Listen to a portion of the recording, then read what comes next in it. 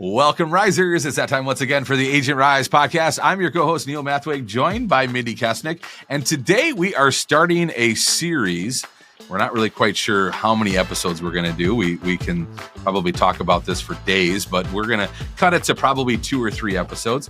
And it's all around the topic of how to get listings in today's market. And we've got so much to talk about with all of this. And before I get into all of that, I want to talk about a little bit of a breakthrough that we had last week on the episode. We're in the middle of recording our episode, and Mindi threw me a curveball, and I was waiting for the answer, and I didn't have it, but we later discovered it, and then she even confirmed it. And I thought it was such a good lesson for you that it would be a good lesson for the listener. So I wanted to start off today's episode talking about this.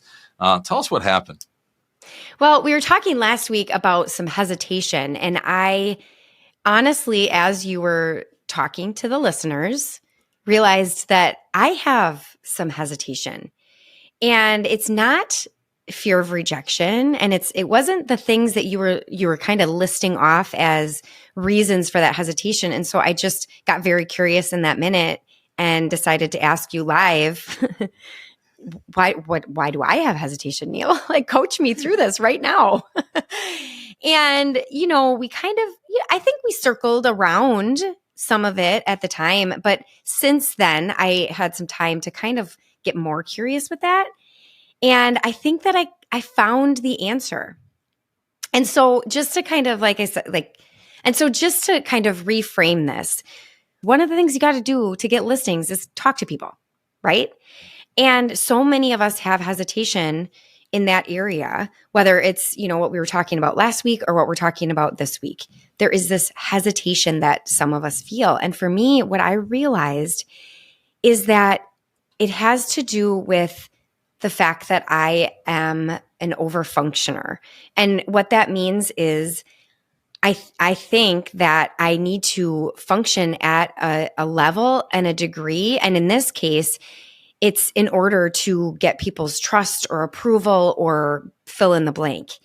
And so I realized since last week's episode that my hesitation was that, like, if I were going to try to convert a lead, or I was going to try to talk to somebody about real estate, I would only be successful in that conversation if I had time to kind of prove to them my value and my worth and all of these other things, because I do overfunction, and that is limiting me. It's limiting my ability to grow, because I don't trust that I can provide value to somebody unless I have like this X amount of time with them. Does that make sense? Yes. And it's almost like you got to earn that right before you move forward. Yes. I feel like I have to earn something before I can just say, like, hey, who do you know that needs to buy or sell? Yes. And it's a lie. It's an absolute lie. And it's a side effect of overfunctioning, which is something that I'm actively and currently working through and learning about. And it affects us in all areas of our lives. And those of you that are high achievers can probably relate to this idea of overfunctioning.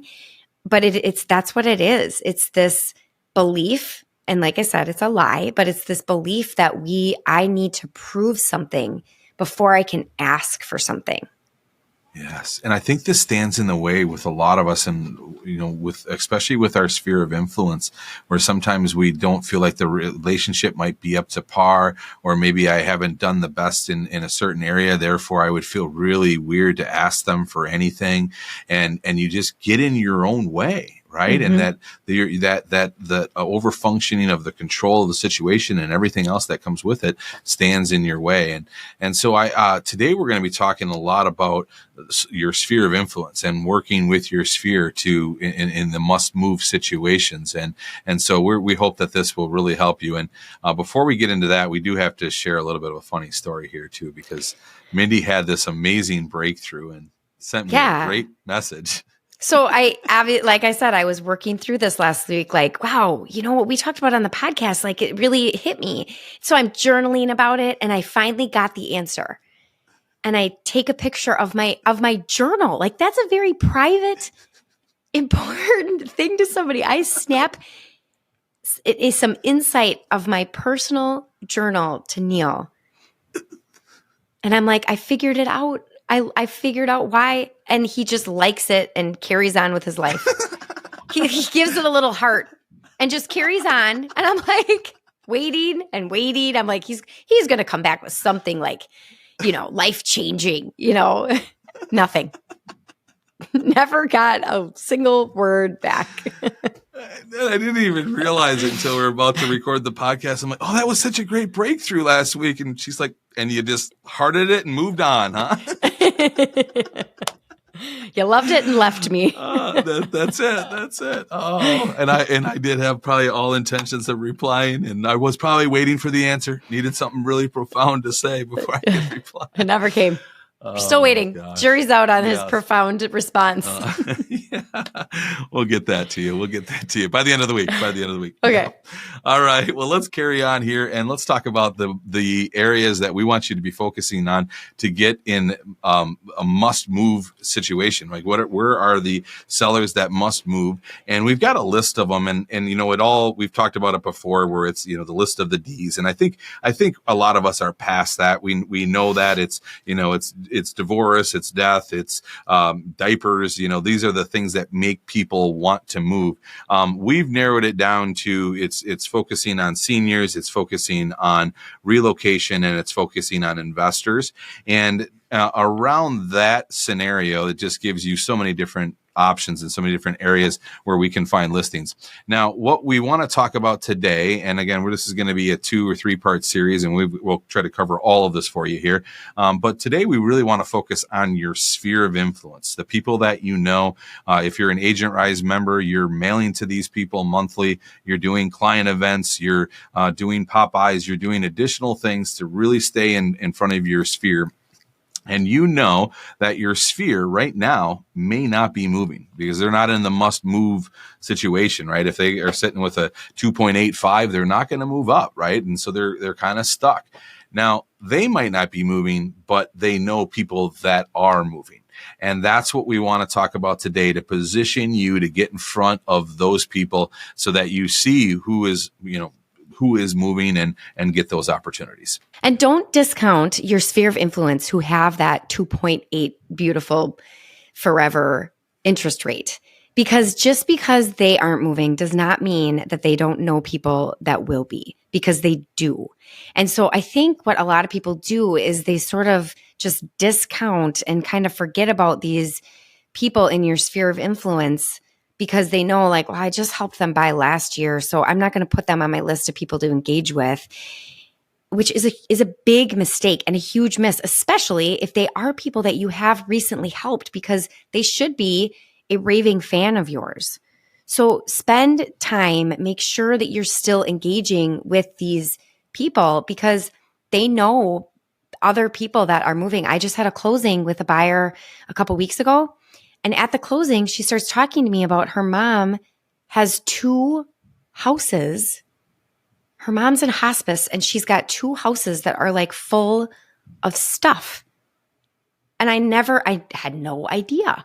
And every single one of your sphere of influence, every single one of your past clients has somebody in their life, knows of somebody in their life that has a home or maybe 2 that they're going to need to sell at some point. And so making sure that whether you think that your sphere of influence is moving or not, don't discount them as a really great referral source. And to add to that too, Mindy, like the other thing too is it's amazing how many people are wanting to invest, right? They got equity, mm-hmm. They got things are growing and they want to invest. And so if you're positioning yourself, and this is the next tip that we have for you here, is position yourself in the newsletters as somebody that works with seniors, somebody that works with investors, right? And understand that your sphere, they may not be moving because they got a honey of a rate. However, they should have some good equity, right? So they might be looking for a short-term rental to buy. They might be looking for a duplex or a 4-unit, right? And want to invest and position yourself to be that agent that helps them. Did you just say honey of a rate?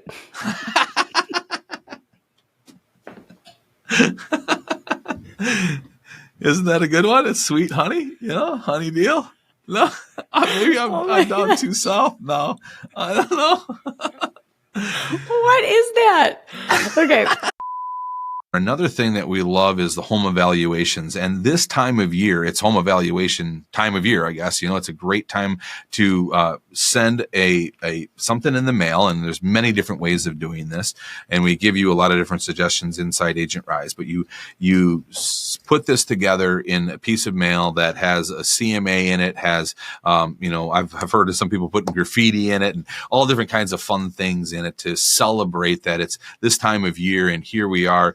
And we're this is where your new home evaluation is, and look at the equity that you have. And you just send this out on an annual basis. Now, to take that to the next level, one of the things that we found was HomeBot. And this isn't an endorsement for HomeBot, even though we do love it and it's a great product. But HomeBot has come along and has turned that scenario into a monthly scenario. So every single month you're sending an email that has their home evaluation in it. And it creates these engagements because sometimes the bot is off, and what they, the price that is in the email, it's a Zestimate, right? So it can be off. And by you correcting it, you could then message them in the back end. You could correct it and then message them afterwards and say, I corrected this. And so it's now up to par here for you. So this creates an engagement. It's a reason to reach out. So this is, in addition to the newsletter, you can do these home evaluations either on a monthly basis or on an annual basis. You just do it once and then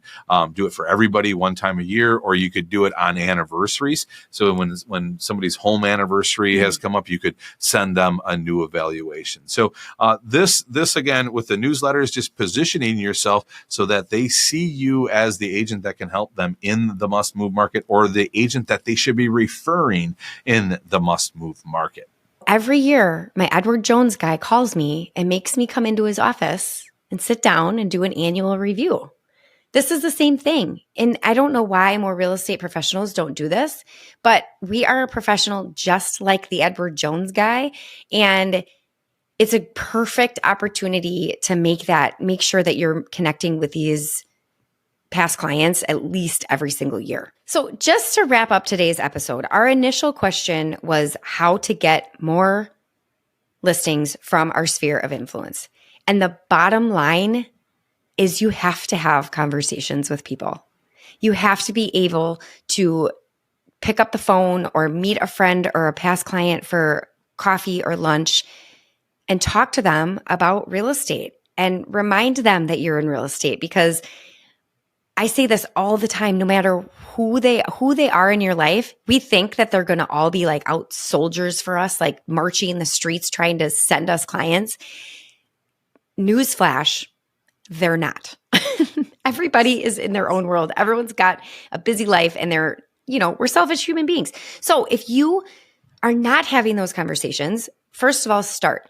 Second of all, if you find that it's difficult, like there is some resistance and some hesitation around having these conversations with your sphere of influence about buying and selling, or who do they know that's looking to buy or sell, I highly suggest doing a little bit of inside work to figure out why. Why do you have some resistance around that? That's what I did, and it was super, super eye-opening, because it ultimately will come down to your belief about yourself.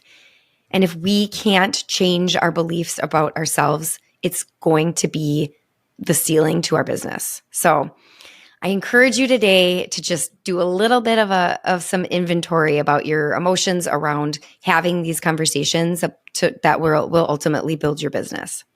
Yes. And this, I think some of us struggle to ask for business. And sometimes our sphere doesn't even know that we want business. They think, they see us on social media. We're busy. We're popping, we got this listing and we got this and just sold. And like, oh, she's so busy. I don't need to refer her. Yeah. Right.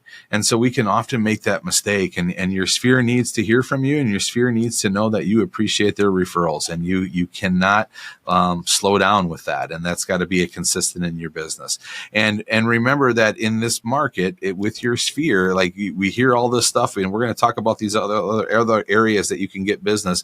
We're going to talk about that in coming episodes here. Actually, let me start over. And in coming episodes too, we're going to be talking about the ways to get listings, and we got plenty more for you, but we don't want you to take your eye off your sphere, because I think all roads lead to these listings through your sphere. And we'll talk about more additional ideas and ways for you to get listings in today's market coming in episodes soon here the next couple of weeks. So thank you so much for listening. Hope you guys have a great day. And like always, remember to be the reason somebody smiles today.